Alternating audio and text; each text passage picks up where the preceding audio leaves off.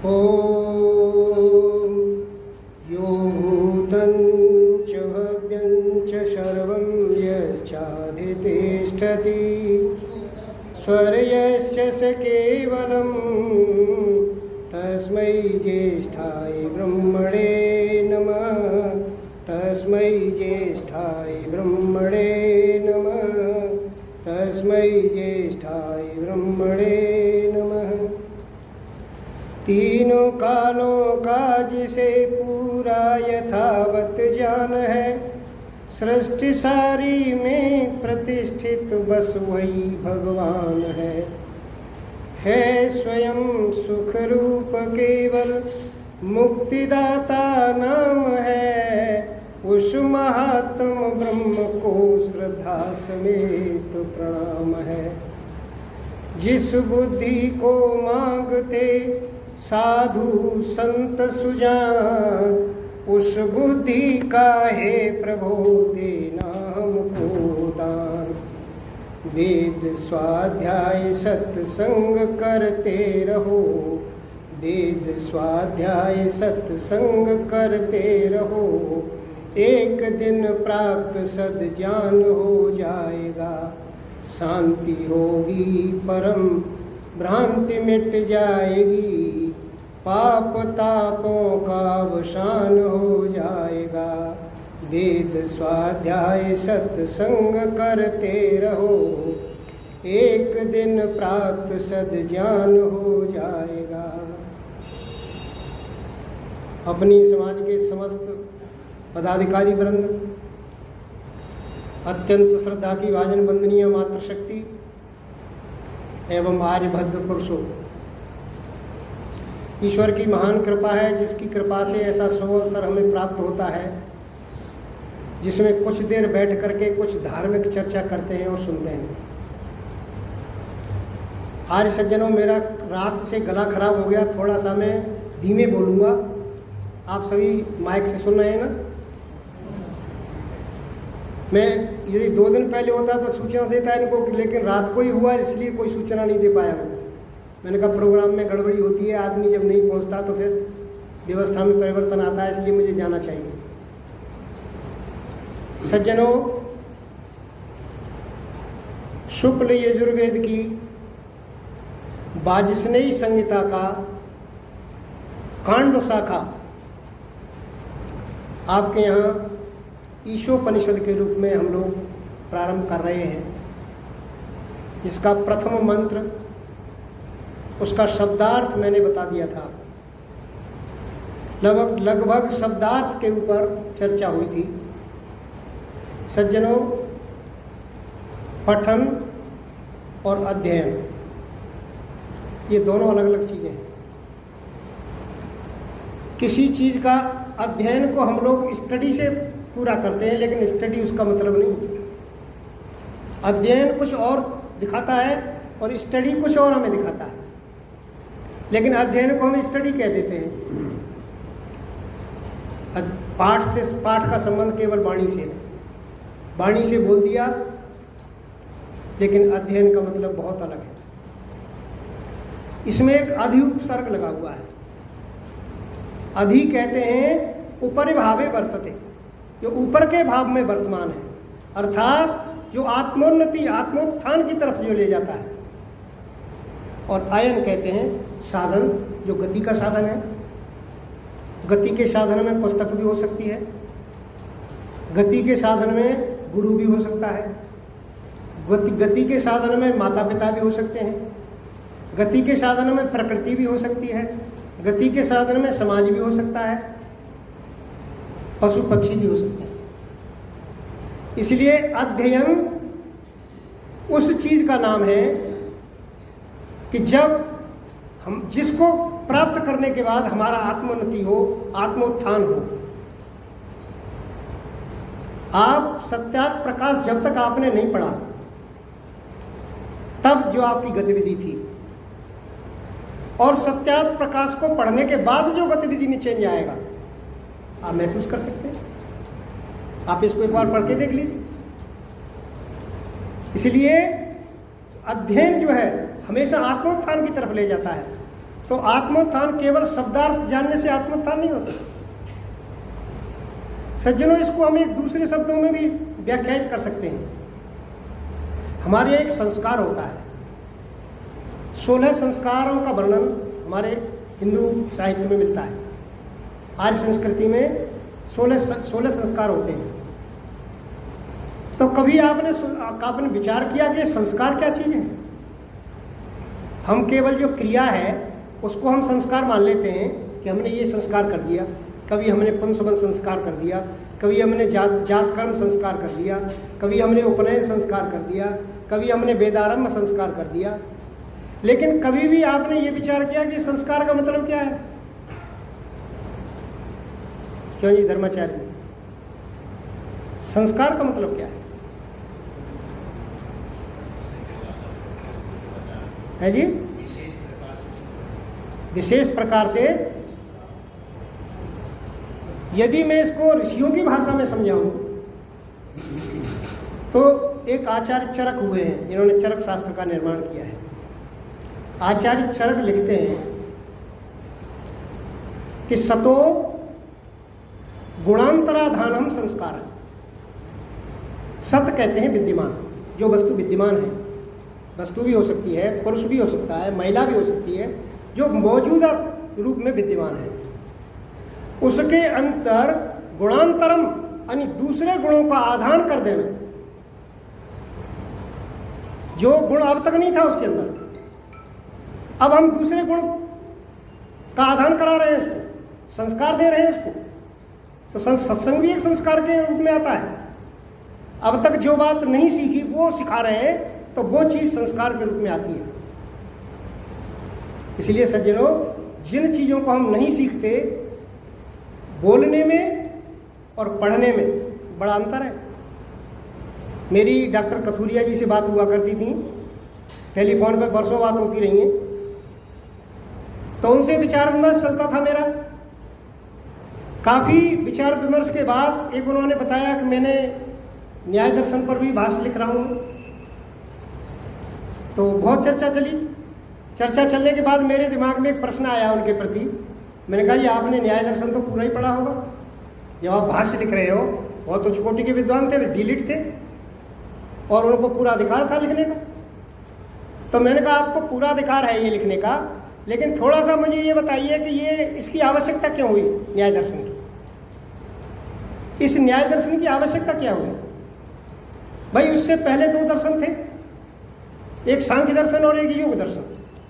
फिर न्याय दर्शन की जरूरत क्या पड़ गई ऋषि को?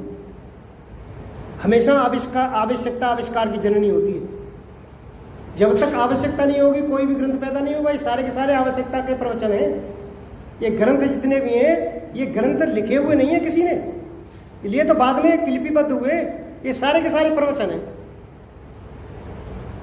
तो उन्होंने बड़े तर्क दिए उसमें, पढ़े तो थे वो, न्याय दर्शन को उन्होंने पढ़ा था।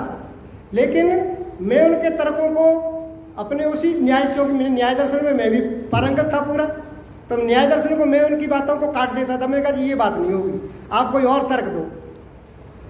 तो ठीक है, मैं पढ़ने के बाद तर्क दूंगा। और जब मेरी लास्ट में ये बात हुई, इनके पढ़ने के बाद मैं आपको और समझाऊंगा कि क्यों बनाया है। तो उसके बाद कुछ दिनों के बाद मुझे ये समाचार मिला कि वो नहीं रहे, और वो प्रश्न अनुत्तरित ही रह गया। सज्जनों, जो मैंने उसमें पढ़ा है, न्याय दर्शन की आवश्यकता क्यों हुई? न्याय दर्शन की आवश्यकता इसलिए हो कि प्रमाण 3 हैं। एक तो प्रमाण है प्रत्यक्ष प्रमाण, और एक है अनुमान प्रमाण, और एक है शब्द प्रमाण। ये 3 प्रमाण जो है सांख्य दर्शन और योग दर्शन ने बता दिए। अब जो है प्रत्यक्ष प्रमाण तो हमारी इंद्रियों से जो हमें दिखाई देता है वो प्रत्यक्ष प्रमाण में आता है। अनुमान प्रमाण हम जानते हैं कि जैसे बादल पहले देखे थे हमने, और बादल को देख करके हमें अब जो बादल आए हैं उनको देख करके अंदाजा लग जाता है कि वर्षा होगी। अनुमान प्रमाण है। शब्द प्रमाण है ऋषियों के ग्रंथ, जो ऋषियों ने बनाए हैं वो ग्रंथ शब्द प्रमाण के अंदर आते हैं। लेकिन सज्जनों, यदि आप विधर्मी आपके आगे हैं, आपके आगे कोई मुसलमान बैठा हुआ है, आपके आगे कोई सिख बैठा हुआ है, आपके आगे कोई जैन बैठा हुआ है, वो आपके ग्रंथों को क्यों मानेगा? वेद को क्यों मानेगा? आप कैसे समझाओगे उसे?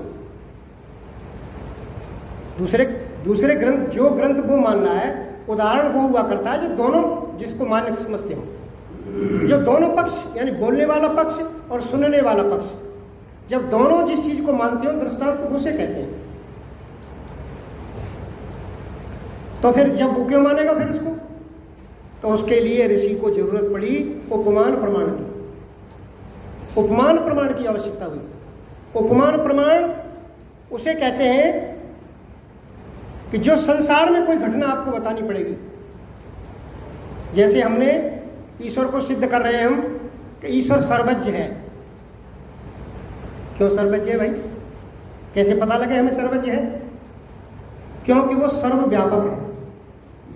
हेतु दिया, न्याय दर्शन के अनुसार हेतु दिया कि वो सर्वव्यापक है, कण कण में विद्यमान है, इस वजह से वो सर्वज्ञ है, सब कुछ जानता है। जैसे अब उदाहरण दो, आप ऋषियों के ग्रंथ दो, कोई उदाहरण दोगे वो मानेगा ही नहीं। जैसे न्यायाधीश, संसार का उदाहरण दिया, उपमान प्रमाण के द्वारा उदाहरण दिया। जैसे न्यायाधीश, न्यायाधीश एकदेशीय होता है, उसे कुछ भी पता नहीं होता। उसे FIR के द्वारा, उसे गवाहों के द्वारा, उसे पुलिस के द्वारा बताना पड़ता है हमें कि भाई ऐसे ऐसे हमारी घटना हुई, तब वो फैसला देता है अपना। जो व्यक्ति एकदेशीय होगा वो सर्वज्ञ नहीं होगा, उसे पता नहीं होता कुछ भी। इसलिए सर्वज्ञ होने में सर्वव्यापक होना अत्यंत आवश्यक है। इसलिए उपमान प्रमाण की आवश्यकता हुई। तो मैं ये कह रहा था कि संस्कार जो है, अब संस्कार दोनों तरफ से हुए। संस्कार वेदों का भी हुआ और संस्कार संसार में भी हुआ। जो चीज वेदों में है वही संसार में है। संसार में क्या संस्कार हुआ है? संस्कार में ऐसा हुआ कि हम झोंपड़ी में रहते थे, छोटे छोटे कच्चे मकानों में रहते थे, बहुत कम सुविधाएं थीं, पंखे चलाते थे। इन पंखों की अब आविष्कार नहीं था जब तक, गर्मी में रहते थे और बड़ा अच्छा लगता था। लेकिन धीरे धीरे इनका संस्कार हुआ, मकान पक्के बने। पक्के बनने के बाद कोठियों का रूप लिया उन्होंने, और कोठियों में सुख और सुविधाएं जुटाना शुरू हुआ। संस्कार हो रहा है, देखिए ये संस्कार हो रहा है, गुणों का आधान हो रहा है। कोठियां बनना शुरू हुआ, उनके अंदर AC की सुविधा, उसके अंदर TV, फ्रिज और कार, जितनी भी सुविधाएं हैं सारी की सारी हमारी जुटाते जा रहे हैं। इससे लाभ भी हो रहा है लेकिन हानि भी बहुत हो रही है। आप सभी कहेंगे जी हानि क्या हो रही है इससे? सज्जनों, आज कोठी में बैठ करके एयर कंडीशन चला करके जो बुजुर्ग गरम गरम पकौड़े और चाय के साथ आनंद ले रहे हैं बैठ करके, आप उनसे जा करके पूछो जी, मेरे जैसा कोई पहुंच जाए, कहे कि जी आप ईश्वर का ध्यान करते हो कि नहीं करते हो? तो किस क्या बेकार की बातें करते हो? ये फिजूल की बातें हैं। देखो संतरा आसाराम जो है वो जेल में पड़ा है, वो बुजुर्ग बताता है। और वो जो राम रहीम है वो भी जेल में है, रामपाल है वो भी जेल में है। ये सब बेकार की बातें, इनको मत किया करो, इसमें कुछ नहीं रखा। कारण परावलंबन है। परावलंबन बढ़ा है जब से परावलंबन बढ़ा है तब से व्यक्ति मूल से कट गया। अब उसे ईश्वर की जरूरत नहीं है। पहले आचार्य शंकर बहुत बढ़िया बात कहते हैं। आचार्य शंकर कहते हैं कोपीन बनता अति भाग्य बनता। जो व्यक्ति कोपीनधारी है, सिर्फ एक कोपीन है उसके पास, वो सबसे बड़ा संसार में भाग्यशाली है। क्यों? क्योंकि वो मूल से जुड़ा रहता है, संसार से कटा रहता है, मूल से जुड़ा रहता है। लेकिन आज हम सुख सुविधाओं में पड़ गए। संस्कार तो हमारे खूब बढ़िया हुए लेकिन मूल से कट गए। ठीक वेद के साथ भी यही हुआ। वेद के साथ भी वेद का भी संस्कार किया। वेद कैसे मिले हमें? ऋषियों को वेद मंत्र के रूप में, संहिता के रूप में, ऋचाओं के रूप में मिले। ऋषियों को ऋचाओं के रूप में और मंत्रों के रूप में वेद प्राप्त हुए। उन्होंने उस मंत्रों को आगे बढ़ाया।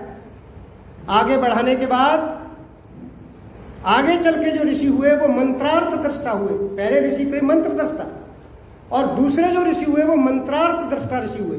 उन्होंने मंत्र के अर्थ के दर्शन करना शुरू कर दिया। भाई जो हम पढ़ रहे हैं, जो हमने यज्ञ किया है, इसका कोई मतलब तो होना चाहिए, हमें पता तो होना चाहिए इसका मतलब क्या है, हमारे जीवन से इसका ताल्लुक क्या है, तारतम्य क्या है।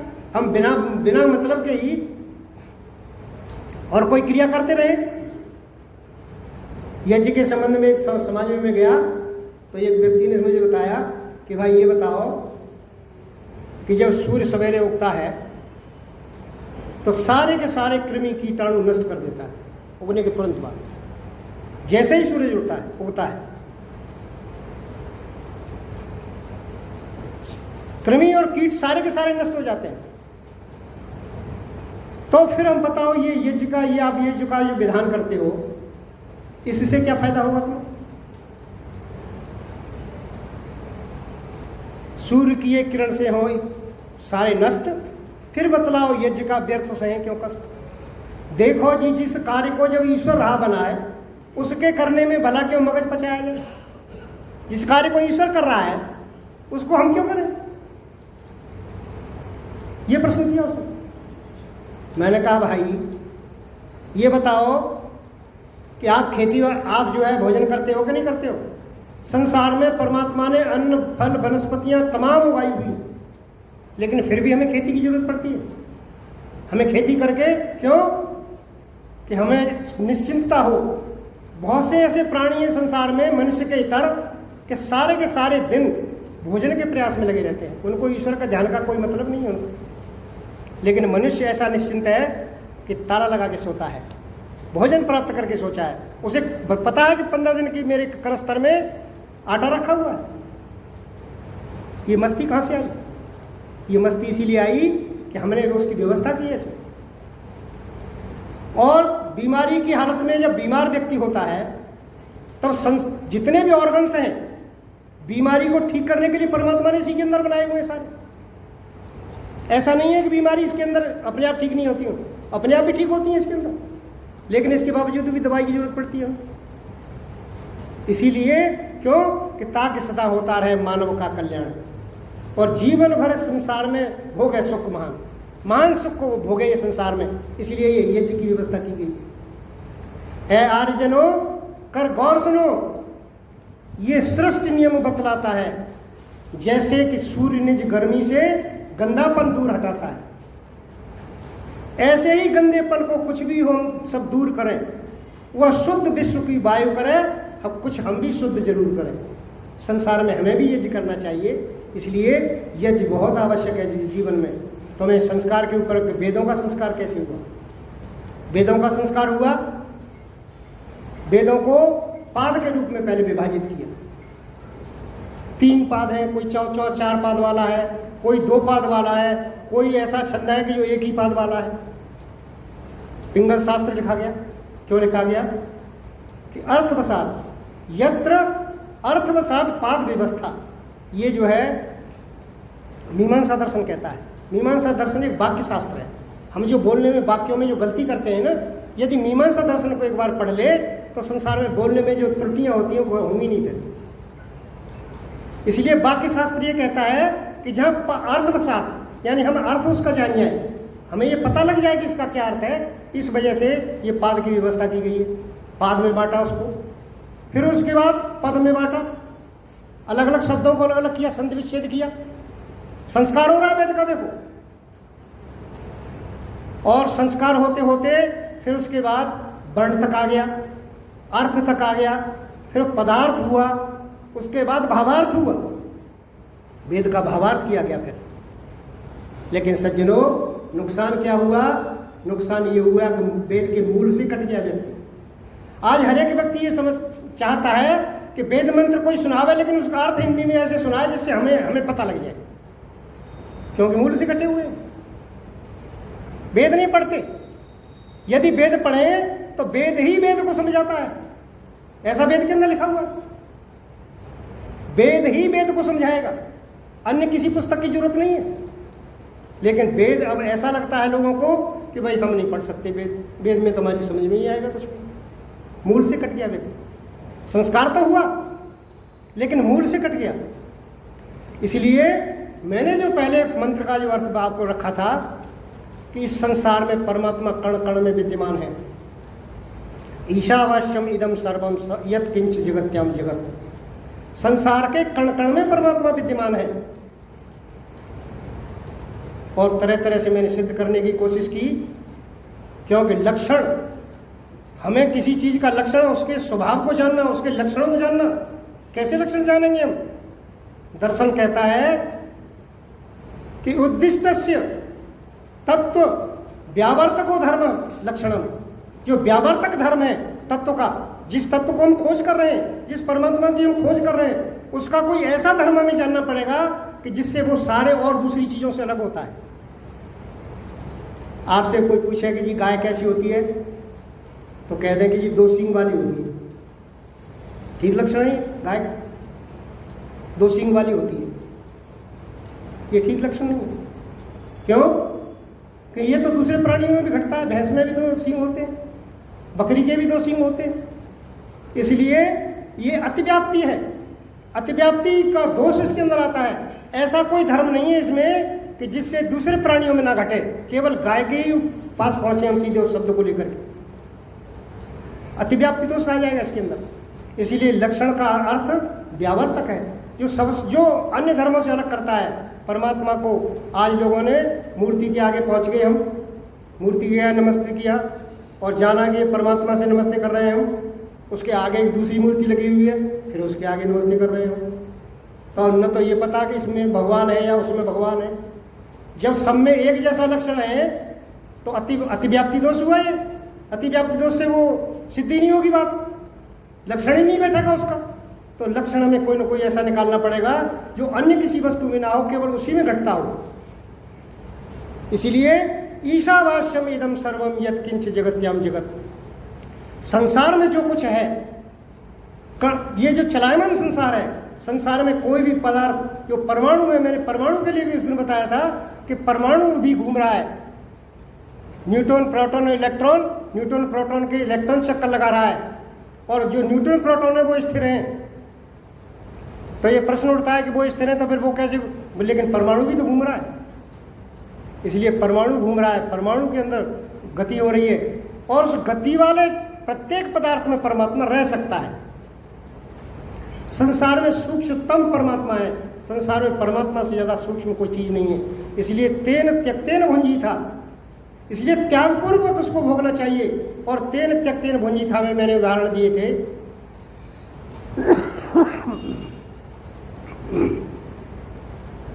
मैंने 2-3 उदाहरण आपको दिए थे कि भाई हमें त्यागपूर्वक भोग करना चाहिए। जो चीज़ हमारे पास है उसमें से हम किसी दूसरे को भी बांट दें। हम मकान अपना बनाएं, लेकिन ऐसे लोगों का भी ध्यान रखें जो मकान जिनके पास नहीं है। हम वस्त्र पहने, लेकिन ऐसे लोगों का भी ध्यान रखें जिनके पास वस्त्र नहीं है। लेकिन हम क्या करते हैं कि बल पाकर बलहीन सताए और धन पाकर धनहीन छले। सारा जीवन गया इसी में, अंत समय क्यों हाथ मले। पट पंडित नेता विजेता बनो, चाहे शासक या अधिकारी बनो, सरपंच चाहे पटवारी बनो, चाहे योगी यति मठधारी बनो, चाहे सिद्ध प्रसिद्ध प्रकाश बनो, चाहे नागर या ब्रह्मचारी बनो, लेकिन ध्यान रहे सबसे पहले तुम मानवता के पुजारी बनो। ये धर्म है, ये यज्ञ है, बहुत बड़ा यज्ञ है ये। इसलिए परमात्मा, जिस परमात्मा को दयालु कहते हैं, लेकिन वो केवल दयालु से बात नहीं बनती, वो परम दयालु है। परम दयालु से वो लोग होगा, क्योंकि दयालु तो हम लोगों में से भी होते हैं। आप बहुत से मनुष्यों को देखोगे तो बहुत से मनुष्य इतने दयालु हैं, उनके पास पहुंच जाओ मिल जाता है। दान लेने जाते हैं, मिल जाता है उनके पास से दान। दूसरे लोग जाते हैं, वो भी देते हैं, बड़ा दानी है, दयालु, बहुत दयालु की भावना है उनके अंदर। लेकिन परम दयालु नहीं हो सकता मनुष्य। परम दयालु क्यों नहीं हो सकता? कि वो आपको दान दे देगा, लेकिन जो उससे दुश्मनी पाले बैठा है, क्या उसको भी दान दे देगा? क्या वो क्या ऐसे व्यक्ति को भी दान दे देगा जो उससे दुश्मनी मानता है? नहीं देगा। लेकिन जो ईश्वर को गाली दे रहा है, परमात्मा उसे भी भोजन दे रहा है, परमात्मा उसे भी वायु दे रहा है, सूर्य का प्रकाश दे रहा है। इसलिए वो परम दयालु है। यत किंच जगत्याम जगत, जो कुछ जिस संसार में गतिशील है, इसलिए त्याग पूर्वक हमें भोगना चाहिए। दूसरा इसका अर्थ मैंने बताया था कि भाई जो परमात्मा के द्वारा छोड़ा गया है, जो बना करके हमें दिया गया, केवल उसी का हम भोग करें, दूसरी चीज़ों का भोग नहीं करें।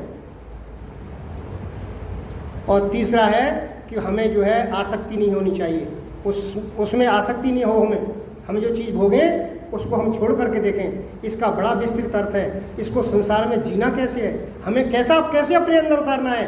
आज का मेरा लक्ष्य ये है सिर्फ कि हम कैसे उतारें इसको जीवन में। सज्जनों, हम वायु का सेवन करते हैं, हम वायु का सेवन करते हैं तो इसको भी तेन त्यक्तेन भुंजिता से जोड़ना चाहिए। हमारे यहाँ एक प्राणायाम की व्यवस्था की गई है। प्राणायाम की व्यवस्था क्यों की गई है कि जो प्राण है बैठत 12 है।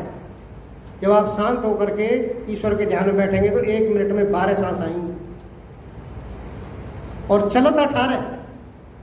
जब चलोगे, आयुर्वेद का वर्णन है, अपने घर से नहीं बता रहा हूं मैं आपको, जब चलोगे तो 18 सांसें आएंगी 1 मिनट में।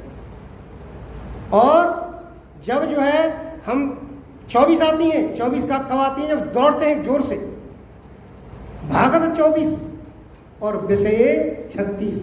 जब हम विषय का सेवन करते हैं तो 36 सांसें आती हैं एक बार में, 1 मिनट में। इसीलिए ऋषि मुनि जो बहुत लंबे समय तक ध्यान लगाते थे, उतना ही वो कम सांस लेते थे और उतना ही ज़्यादा जीते थे। लंबी सांस बढ़ती थी उनके आगे। वाल्मीकि, नारद, वशिष्ठ, व्यास, विश्वामित्र, भारद्वाज, लोमश ऋषि आदि जो कहावे हैं, नित्य प्रति ईश्वर की भक्ति में ही लीन रहे, ताई को शालिग्राम पूर्ण बतावे। शीत धूप वर्षा सब वन में ही सहन करी, ताई को शालिग्राम पूर्ण बतावे हैं। और आजकल के मनुष्य थोड़े से जीवन पे हटा और अटारी न्यारी बनवावे। आज 80 वर्ष से भी 80 वर्ष के औसत में उम्र आ गई आदमी की, लेकिन इतने व्यवस्था करता है जबरदस्त।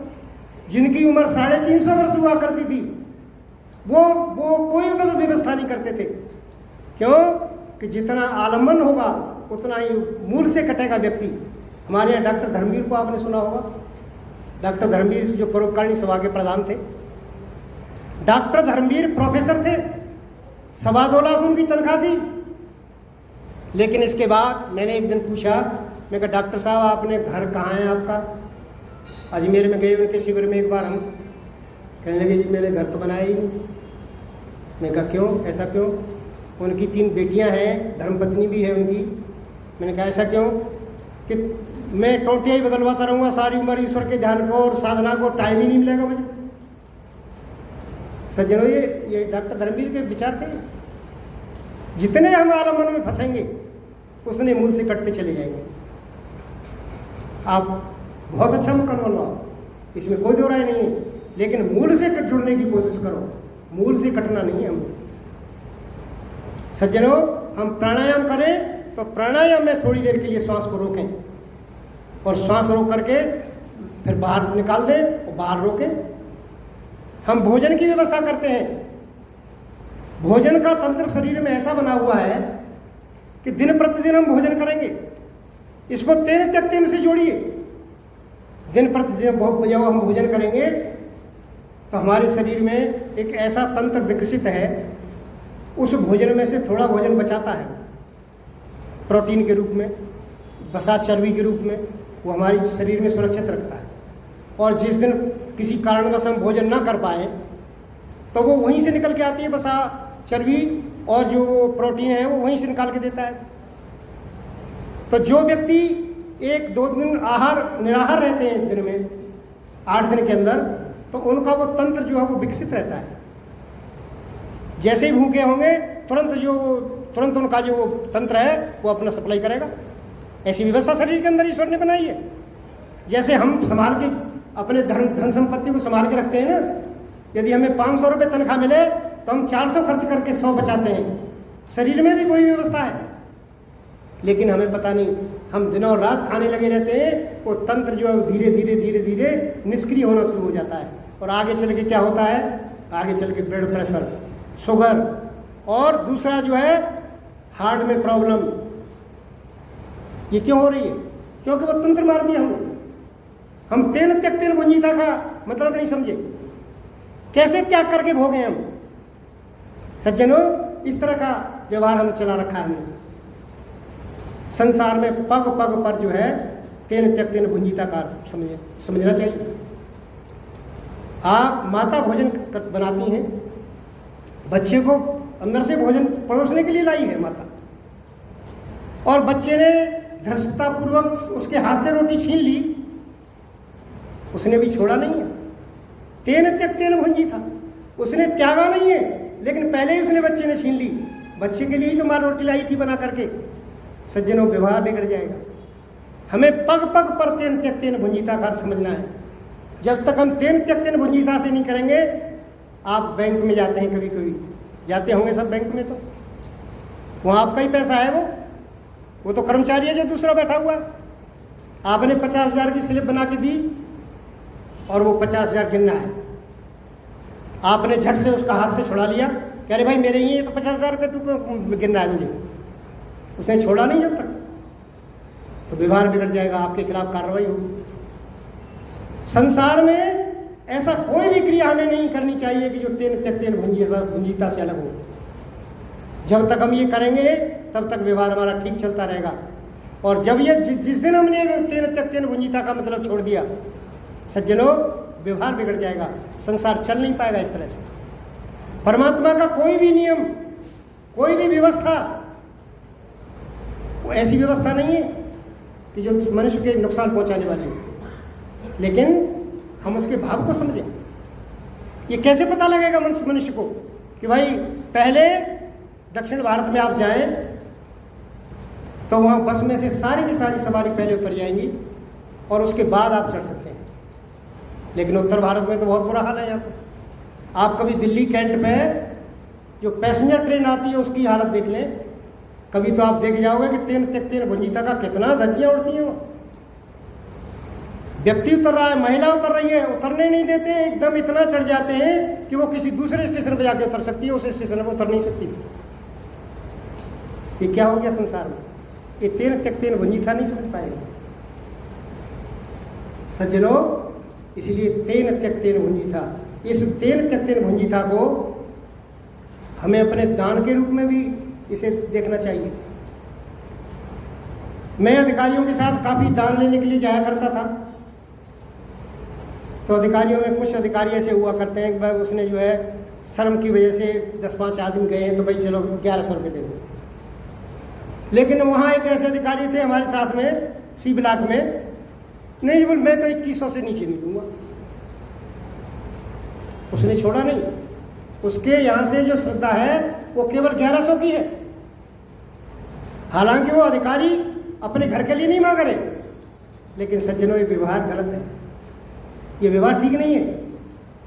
महर्षि दयानंद ने इस व्यवहार की निषेध किया है। मैं सत्यार्थ प्रकाश में आपको दिखाऊं, इस व्यवहार को महर्षि दयानंद ने निषेध किया है। वो कहते हैं कि पात्र और कुपात्र के लक्षण क्या है, कैसे व्यक्ति को दान देना चाहिए और कैसे व्यक्ति को दान नहीं देना चाहिए।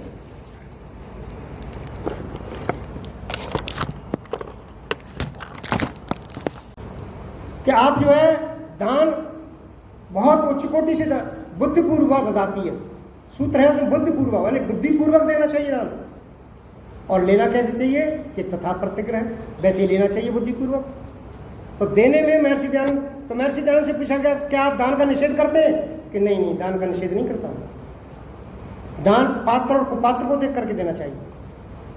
उसमें लिखा है उन्होंने कि कुपात्र और सुपात्र के लक्षण क्या हैं। तो लिखा है कि जो छली कपटी स्वार्थी विषयी काम क्रोध लोभ मोह से युक्त पर हानि करने वाला लंपटी मिथ्यावादी अविद्वान कुसंगी आलसी जो कोई दाता हो उसके पास जाकर के बारंबार मांगना। एक दाता दान दे रहा है आपको, हर साल आप पहुंच जाते हो और दान को दे देता है आराम से, लेकिन उसके पास बार बार जाकर के मांगना। और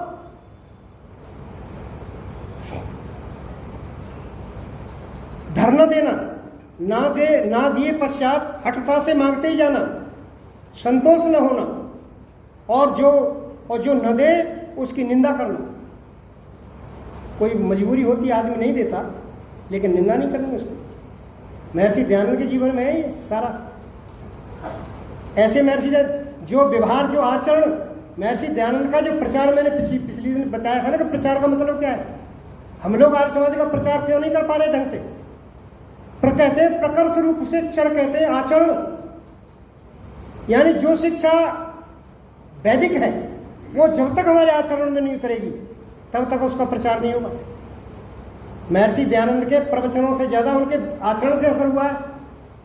एक साधु जो दिनों रात गाली देता था, दिनों रात गाली दे रहा है, और गाली देते देते महर्षि दयानंद फलों की टोकरी भेजते हैं उसके पास। अपने सेवक से कहते हैं फल वहां दे के आओ बाबा को। बोल क्यों? महाराज वो तो आपको बहुत गाली देता है। कि भाई वो गाली देता है, इस परिश्रम के लिए तो दे रहा हूं उसको, फल दे के आओ उसको। सज्जनों, फल लेकर के सेवक जाता है और सेवक कहता है कि महाराज फल भिजवाए आपके लिए। किसने भिजवाए? वो जो साधु जिसको आप गाली देते हैं वो उसी ने भिजवाए। सज्जनों, वो जो पौराणिक साधु था महर्षि के चरणों में गिर गया जाकर के। आप देखो तो सही महर्षि के जीवन को पढ़ करके। मैं कह रहा हूँ सारे वैदिक साहित्य से महर्षि दयानंद का जीवन बहुत ऊंची चीज है। उसके महर्षि दयानंद के जीवन को पढ़ना चाहिए हमें एक बार। तो ये लिखा है इसमें, बारंबार मांगना और निंदा करना, शाप और गाली प्रदानादि देना, अनेक बार जो सेवा करे और एक बार सेवा न करे तो उसके शत्रु बन जाना, ये कुपात्र के लक्षण है। इसलिए ऐसे हमें जब तक दूसरा त्याग ना दे, तेन त्यक्तेन भुंजीता, तब तक जो है हमें ये दान नहीं लेना चाहिए। लेकिन एक सज्जन, एक समाज में मैं इसको सुना रहा था, एक समाज में बड़े प्रबुद्ध लोग थे, ग्रेटर कैलाश की समाज है। एक सज्जन कहने लगे कि जी आपने ये कहा कि बारंबार नहीं मांगना चाहिए, तो क्या ईश्वर के संबंध में भी यही लागू होगा? हम प्रतिदिन ईश्वर से कुछ न कुछ मांगते रहते हैं और ऐसा भी होता है कि ईश्वर नहीं देता, मांगने पे भी नहीं देता ईश्वर, लेकिन फिर भी मांग रहे हैं हम। तो क्या हम कुपात्र की श्रेणी में पहुंच जाएंगे? हमारी क्या स्थिति होगी? सज्जनों, आज समय हो गया पूरा और इस विषय को मैं और थोड़ा सा आगे, अगले जब मेरा टर्न आएगा तब मैं अगले और उसको क्लियर करूंगा कि हमें ईश्वर के संबंध में कैसा आदेश है। ईश्वर के संबंध में हम रोजाना मांगते हैं, कहीं हम कुपात्र की श्रेणी में तो नहीं पहुंच रहे। तो इस विषय को मैं आगे रखूंगा इन्हीं शब्दों के साथ। आज मेरा वैसे गला खराब था लेकिन बोल ही गया जाने कैसे। बहुत बहुत धन्यवाद।